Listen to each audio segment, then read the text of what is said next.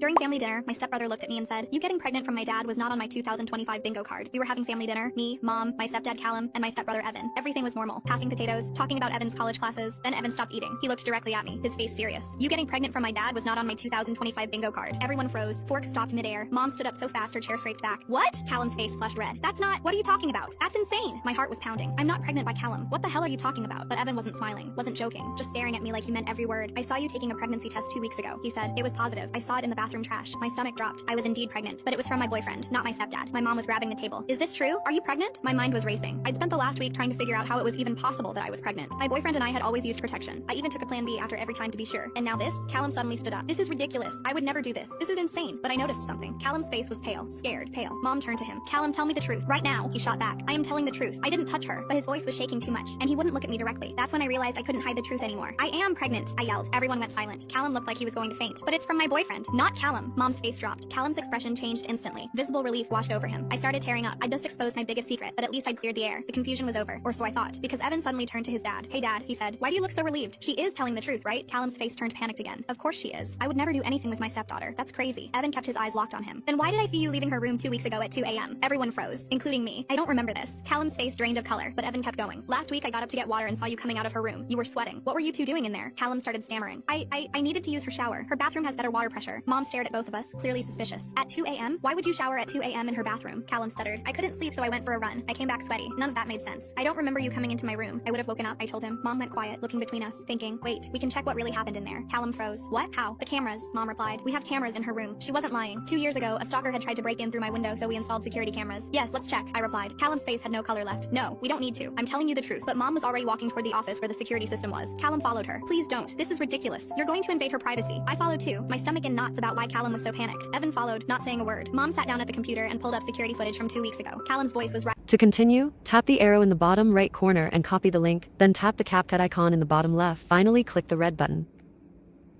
When I pulled out the tampon in front of her, she actually gagged. "We need to admit you," she said, covering her mouth. "Hospital day 1.